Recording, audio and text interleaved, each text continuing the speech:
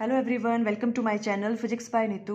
Today we will discuss on law of reflection on the basis of Huygens wave theory. Means हम law of reflection angle I किसके बराबर होना चाहिए? Angle R के बराबर, angle of incidence angle of reflection के बराबर होना चाहिए. ये चीज़ हम प्रूव करेंगे with the help of Huygens wave theory से. अब देखो इस चीज़ को प्रूव करने के लिए आपको ये दो चीज़ें पता होनी चाहिए. हमने लास्ट वाले लेक्चर में ये वैसे अच्छे से अंडरस्टैंड कर लिया है. फर्स्ट पॉइंट है कौन सा? जो भी आपके पास वेव फ्रंट है वो ऑलवेज परपेंडिकुलर होते हैं डायरेक्शन ऑफ रे के. जैसे ये अगर आपके पास इस तरह से डायरेक्शन ऑफ रे इस डायरेक्शन में है, ये आपके पास रेज हैं, ठीक है. अगर इस पे हम वेव फ्रंट ड्रॉ करते हैं तो वेव फ्रंट हमेशा कैसे होते हैं? इसके परपेंडिकुलर होते हैं. ये क्या है आपके पास? Wave front. तो वेव फ्रंट कैसे होते हैं? रे के हमेशा परपेंडिकुलर होते हैं. क्लियर? ओके. अब देखो सेकंड वाली चीज़ है, अगर आपके पास मान लो एक गिवन वेव फ्रंट है, ये आपके पास कोई गिवन वेव फ्रंट है, ठीक है, और हम कह रहे हैं कि हमें एक और वेव फ्रंट बनाना है. तो बताओ एट टाइम टी के बाद जो सेकंड वेव फ्रंट बनेगा वो कहाँ पे बनेगा? कितने डिस्टेंस पे बनेगा सेकंड वाला वेव फ्रंट? देखो किस तरह से फाइंड आउट करेंगे. ये आपको कोई गिवन वेव फ्रंट है, ठीक है, मान लो टी इक्वल टू 0 टाइम पे जो है ये वाला वेव फ्रंट आपको गिवन है. अब इस वेव फ्रंट पे हम क्या कहते हैं? इस पे जितने भी पॉइंट्स होते हैं ये क्या होते हैं? ये source of new disturbance create करते हैं, ठीक है. ये क्या होते हैं? Source of new disturbance create करते हैं सारे के सारे. मीन्स जितनी भी वेव्स यहाँ से निकलेंगी ऑल डायरेक्शन में मूव करेंगी, है ना. जो भी ये वाला जो आपका वेव फ्रंट होता है इस पे जितने भी पॉइंट्स होते हैं ये क्या होते हैं? Source of new disturbance. तो इस तरह से क्या बनते थे? ये देखो ये आपके पास क्या बनते हैं? वेवलेट्स. ये क्या है आपके पास? वेवलेट. और ये वेवलेट किस वेलोसिटी से मूव करते हैं? जिस वेलोसिटी से वेव मूव कर रही होती है, ठीक है. मान लो वेलोसिटी ऑफ वेव है, वेलोसिटी ऑफ वेव, मान लो वेव किस वेलोसिटी से मूव कर रही है? v वेलोसिटी से. देन आफ्टर टाइम t, अगर आपको कोई कहे कि आफ्टर टाइम t आप बताओ कि जो सेकंड वाला वेव फ्रंट है वो कितने डिस्टेंस दूर बनेगा, तो वो कैसे फाइंड आउट करेंगे हम? देखो इस तरह से ये वेवलेट बनते हैं. अब देखो यहाँ पे हम टेंजेंट ड्रॉ करते थे, है ना, फिर इनको हम जैसे ऐसे ज्वाइन करते हैं, ये बना आपके पास सेकंड वेव फ्रंट. तो यहाँ से लेके यहाँ तक का डिस्टेंस हमें फाइंड आउट करना है, और हमें पता है ये वेवलेट किस वेलोसिटी से मूव करते हैं? वेलोसिटी ऑफ वेव से. तो देखो डिस्टेंस निकालने का फॉर्मूला क्या होता है? Velocity into time. अब देखो वेलोसिटी क्या है? वेलोसिटी ऑफ वेव कितनी है? v. ये वेवलेट भी उसी वेलोसिटी से मूव करेंगे v, और आफ्टर टाइम t कहा है हमने, तो d equal to v to t, है ना.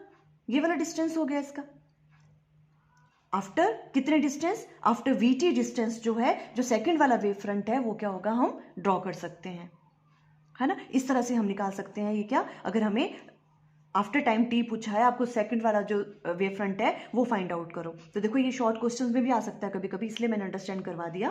क्लियर है? इस तरह से आ सकता है क्वेश्चन. मान लो आपको वेलोसिटी ऑफ वेव गिवन है और कह रहे हैं आफ्टर 5 सेकेंड्स बताओ जो सेकंड वाला जो आपके पास वेव फ्रंट है वो कहाँ बनेगा? आफ्टर टाइम 10 सेकेंड या 5 सेकेंड, ठीक है. तो आपको क्या करना है? जो भी वेलोसिटी गिवन है उसको टाइम से मल्टीप्लाई कर दो, ठीक है. उतने डिस्टेंस के बाद जो है दूसरा वेव फ्रंट बनेगा. ये क्लियर हो गया आपको? ओके. अब देखो हम लॉ ऑफ रिफ्लेक्शन जो है प्रूव करेंगे on the basis of Huygen wave theory. तो सबसे पहले हमने यहाँ पे क्या ले लिया है? इस तरह से हमने एक रिफ्लेक्टिंग सरफेस ले लिया, ये पॉलिश किया हुआ है, बिकॉज हम लॉ ऑफ रिफ्लेक्शन प्रूव कर रहे हैं. एक इंसिडेंट रे ये वाली आई और सेकेंड वाली इंसिडेंट रे ये वाली है. क्लियर है? इसे देखो ये फर्स्ट इंसिडेंट रे और ये हो गई सेकेंड इंसिडेंट रे.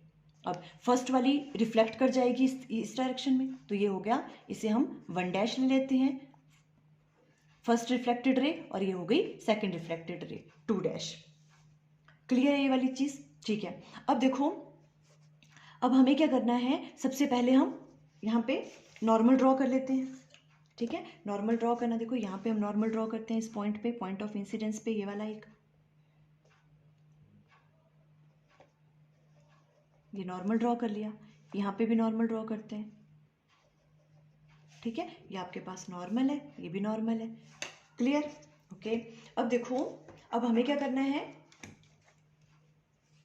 अब हमें ये आपके पास क्या है, रेज है। अब हम वेव थ्योरी का यूज कर रहे हैं, है ना, तो क्या करना है, हमें वेव फ्रंट ड्रॉ करने पड़ेंगे। अब देखो ये रेज हैं, इन पे हमें अगर वेव फ्रंट ड्रॉ करना है तो कैसे करेंगे, वेव फ्रंट हमेशा क्या होता है, परपेंडिकुलर टू रेज, तो इन दोनों रेज के परपेंडिकुलर होगा वो, तो उसको कैसे ड्रॉ करेंगे, देखो परपेंडिकुलर कैसे होगा वो, देखो यहाँ से ये इस तरह से ड्रॉ करेंगे, देखो तभी परपेंडिकुलर होगा, है ना, ये इस तरह से, देखो ये वाला, ये रेड कलर से कर लेते हैं ये, ठीक है, ये हमने वेव फ्रंट ड्रॉ कर लिया, ठीक है, और इसे हम नाम दे देंगे इंसिडेंट वेव फ्रंट। क्या है ये, देखो ये है, मैं इस तरह से लिख रही हूं, incident wave front, IWF, incident wave front है ये वाला बन गया, क्लियर, ओके। अब इसे हम नाम दे देते हैं, ये हो गया आपके पास मान लो A और ये हो गया B, AB क्या बन गया, इंसिडेंट वेव फ्रंट, ओके। अब देखो हमें बनाना है रिफ्लेक्टेड वेव फ्रंट भी बनाना है हमें, ठीक है। अब एट टाइम देखो, मान लेंगे कि जो आपके पास वेव है वो किस वेलोसिटी से मूव कर रही है, v वेलोसिटी से, एंड आफ्टर टाइम t जो सेकंड वाला वेव फ्रंट है वो कहाँ बनेगा, कितने डिस्टेंस के बाद, vt डिस्टेंस के बाद बनता है, क्लियर है, ओके। अब देखो यहां से अगर हमें सेकंड वाला वेव फ्रंट बनाना है, जैसे ये आपके पास एक वेव फ्रंट है, ठीक है, अब क्या होंगे देखो, अब इस वाली पे बनाना है हमें, ठीक है, तो कैसे बनेगा, ऐसे ऐसे कितना डिस्टेंस लेना पड़ेगा, vt डिस्टेंस, है ना, तो देखो अब पहले हम ड्रॉ कर लेते हैं, देखो इस वाले पे अगर आपको क्या बनाना है, वेव फ्रंट बनाना है, देखो ये रिफ्लेक्टेड रेज है, इसके भी क्या बनेगा, वो परपेंडिकुलर बनेगा, है ना, तो परपेंडिकुलर बनेगा तो इस तरह से, देखो ये वाली चीज, है ना, ये क्या बन गया आपके पास, अब इसे हम नाम दे देते हैं रिफ्लेक्टेड वेव फ्रंट, ये रिफ्लेक्टेड वेव फ्रंट है, और इसे हम नाम दे देते हैं C एंड D, CD क्या हो गया, reflected wave front, clear, okay. अब देखो जो आपके पास ये वाला डिस्टेंस है, देखो ये आपके पास इंसिडेंट वेव फ्रंट है और ये रिफ्लेक्टेड वेव फ्रंट है, अब ये वाला डिस्टेंस देखो AD, इसकी वजह से यहां पे बना, है ना, ये वाला डिस्टेंस कितना होगा, VT,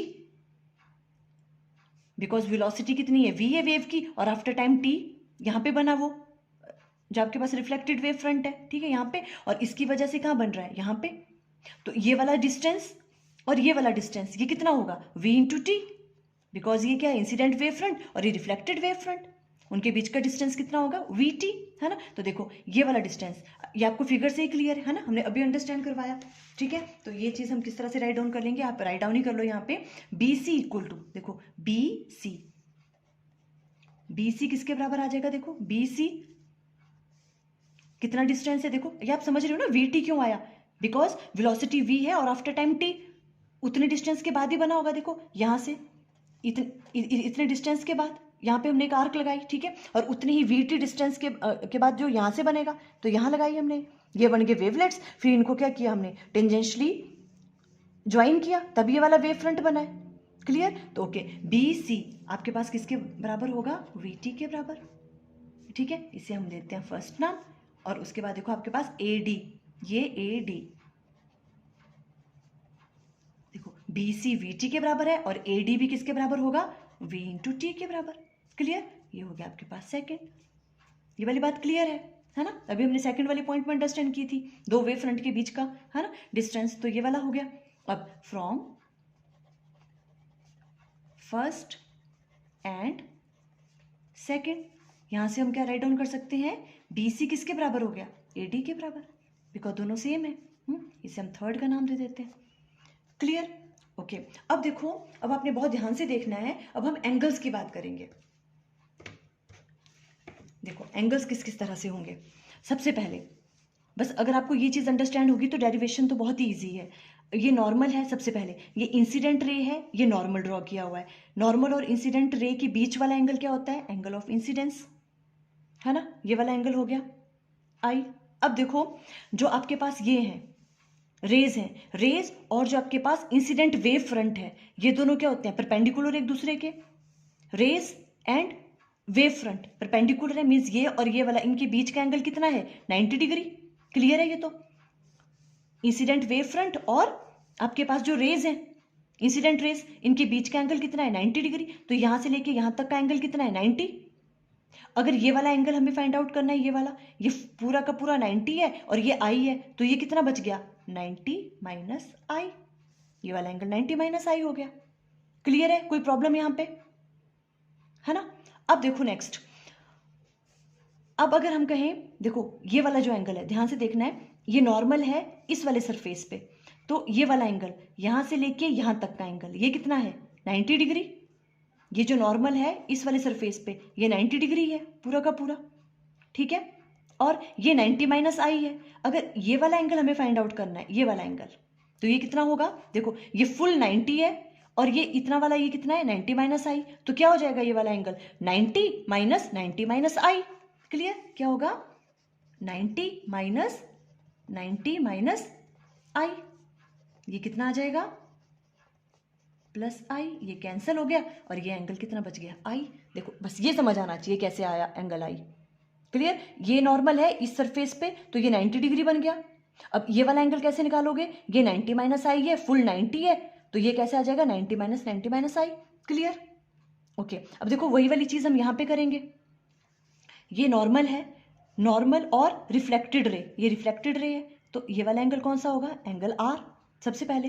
क्लियर है, ओके। अब देखो ये आपके पास रिफ्लेक्टेड रेज हैं, इन पे हमने क्या बनाया हुआ है वेव फ्रंट, ये वाला वेव फ्रंट है डीसी, तो जो डीसी वेव फ्रंट है ये इस पे क्या है नॉर्मल है, मीन्स ये वाला एंगल कितना है 90 डिग्री पूरा का पूरा, रिफ्लेक्टेड रे और वेव फ्रंट के बीच में 90 डिग्री है एंगल, ये आर है ये 90 है, तो ये वाला कौन सा हो गया 90 माइनस आर। सेम जब आप खुद बनाओगे तो आपको ज़्यादा पता चलेगा, जैसे ये 90 माइनस आई था, ये 90 माइनस आर हो गया। क्लियर है, ओके। अब देखो यहां से लेके यहां तक ये नॉर्मल था इस वाले सरफेस पे, तो ये वाला एंगल कितना है फुल 90 है यहां से लेके यहां तक का, ठीक है। अब अगर हमें ये वाला एंगल फाइंड आउट करना है, देखो यहां से लेके यहां तक इस नॉर्मल और सरफेस के बीच का एंगल 90 है, ठीक है, और ये वाला एंगल 90 माइनस आर है, तो ये वाला कितना बच गया, वही बात 90 माइनस आर, वही वाली भी चीज, तो ये भी आ गया 90 माइनस 90 प्लस आर, ये कैंसिल और ये वाला एंगल कौन बच गया आर, ये आर एंगल हो गया और ये आई एंगल। क्लियर हुआ आपको यहां तक, ये एंगल्स अगर अंडरस्टैंड हो गए तो आगे अब कैलकुलेशन बहुत इजी है, ठीक है। अब हम आगे कर रहे हैं, देखो ओके। अब हमें क्या फाइंड आउट करना है यहां से, इन ट्राइंगल, कौन सी ट्राइंगल लेंगे हम, ए बी सी, देखो ये वाली ट्राइंगल ए बी सी, ये वाली ट्राइंगल ले रहे हैं, ठीक है। देखो ये मैंने यहां भी ड्रॉ कर दिया ए बी सी, ये वाला एंगल कौन सा है आई, और ये क्या है परपेंडिकुलर, देखो ये परपेंडिकुलर है इसके, है ना, तो ये वाला परपेंडिकुलर है।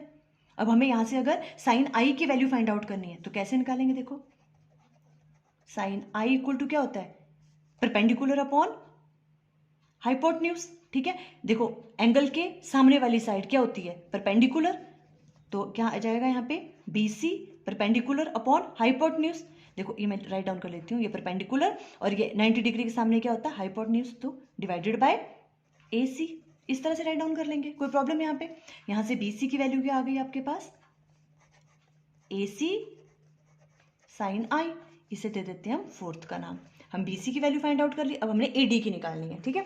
देखो AD की वैल्यू क्या आएगी, अब इन ट्राइंगल, अब कौन सी ट्राइंगल लेंगे हम ADC, ADC ये वाली ट्राइंगल लेंगे हम, ठीक है। देखो ये मैं ड्रॉ भी किया ADC, ये वाला एंगल देखो, ये वाला एंगल R है और ये वाला एंगल कितना है 90 डिग्री, ये तो 90 डिग्री है ना, बिकॉज रिफ्लेक्टेड रे पे क्या है ये देखो नॉर्मल ना वेव फ्रंट, ये वाला एंगल 90 डिग्री है। तो यहां से अब अगर साइन आर की वैल्यू हम फाइंड आउट करें तो देखो साइन आर इक्वल टू क्या होता है, देखो अब परपेंडिकुलर एंगल के सामने वाला ये आपके पास परपेंडिकुलर हो गया और ये 90 डिग्री के सामने क्या होता है हाइपोटेन्यूज, ठीक है। परपेंडिकुलर क्या हो गया आपके पास AD डिवाइडेड बाय हाइपोटेन्यूज क्या है आपके पास AC, ये वाली वैल्यू आ गई। यहां से अब हम AD की वैल्यू फाइंड आउट कर लेंगे, AD की वैल्यू क्या आ गई AC साइन R, ठीक है, ये वाली वैल्यू आ गई, इसे हम क्या दे देते हैं फिफ्थ का नाम, ठीक है। Now putting these values in equation third. देखो इक्वेशन थर्ड क्या थी, BC इक्वल टू AD के बराबर।